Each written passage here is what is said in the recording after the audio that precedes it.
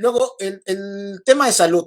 El tema de salud obviamente viene antes de la pandemia y durante pandemia y vendrá posteriormente post pandemia.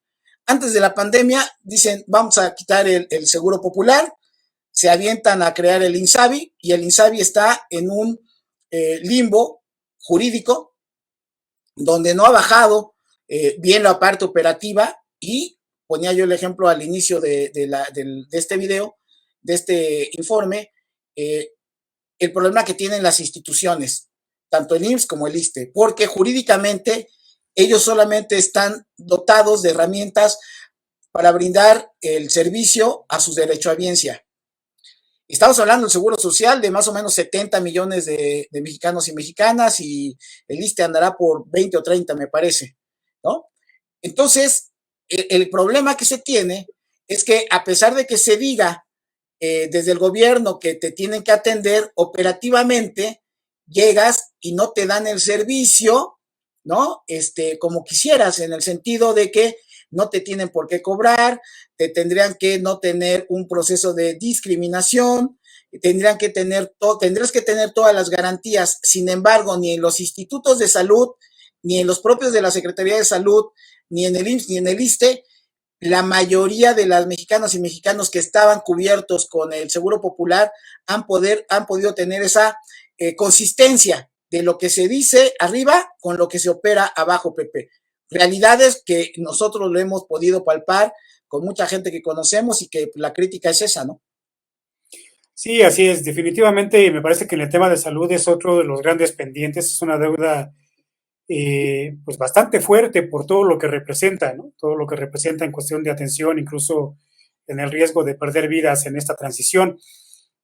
Yo creo que ahí se está quedando mucho a deber y lejos de intentar desacreditar con el discurso el que no se supo hacer esa transición, pues debería de intentar recomponerse en lo más pronto posible. O sea, yo recuerdo que cuando el inicio de la pandemia, incluso antes de que llegara aquí a México, pues se nos decía que se estaba preparados, ¿no? Para esta pandemia, se nos daban cifras incluso catastróficas cuando llegáramos a los 60,000, ¿no? Y el discurso ha ido cambiando en esto y esto es el reflejo de realmente cómo está la parte del sector salud, en la atención a la salud. O sea, yo creo que el hecho de que se ha ido de las manos la pandemia e incluso otro tipo de enfermedades que se dejaron de atender precisamente por la emergencia de la pandemia, pues nos deja ver en qué estado estábamos. Se podrá culpar a gobiernos anteriores que tampoco están exentos de no haber avanzado en el tema de salud como se debería en el país por lo que representa.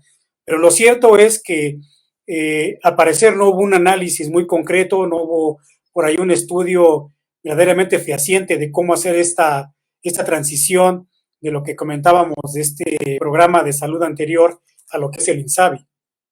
Pero es que además, Pepe, estoy hablando de un sector en donde pareciera ser, digo, es en toda la administración pública, ¿no? Pero se dice, es que cuando llegamos nosotros estamos transformando, perdón, la mayoría de las personas que actualmente forman parte del sector salud en las diferentes instituciones formaban parte de los otros gobiernos. Estamos hablando que formaban parte de Fox, de Calderón, o sea, las instituciones no acaban de surgir.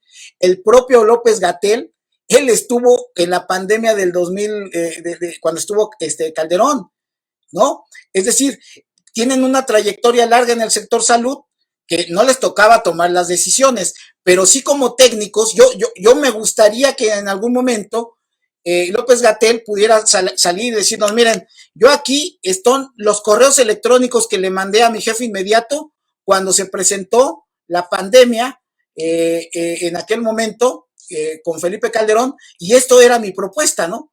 No, y como los periodistas no conocen de administración pública, los que van a la mañanera o en su momento a las conferencias estas durante la pandemia, pues no les exhiben, porque muchos de todos estos cuadros que ahora ocupan tomas de decisión formaban parte como técnicos en estas administraciones, pero nadie de ellos se avienta el tiro a decir, a ver, yo sí acusé y yo sí dije, por ejemplo, nosotros políticamente, ahí están los videos en donde hemos criticado a los panistas, a los priistas, y ahora, bueno, pues forma parte de la revisión de lo que está haciendo un gobierno, entre comillas, de izquierda. pero ellos no son capaces de ponernos en evidencia esto. Entonces, durante la pandemia, que sería el otro análisis que tú ahorita bien ponías en la mesa, la pandemia no ha sido lo suficientemente bien desarrollada la atención, porque a pesar de que dice el presidente, que a mí me sorprendió mucho decir, es que nadie se quedó sin atención durante la pandemia. Híjole, la verdad, ahí sí dije, no, está viviendo otra, nadie le informa lo que está pasando a nivel operativo. Yo nada más quiero saber de las personas que vivieron todo lo que significó de ir en hospital y en hospital para ver si le atendían a su paciente, ese sufrimiento, esa angustia, a los que se les murieron. Yo no sé si están de acuerdo con lo que está diciendo el presidente en un informe. Realmente me parece muy lamentable que mientas con ese tipo de cosas. Y vuelvo a lo mismo, todos los gobiernos han mentido.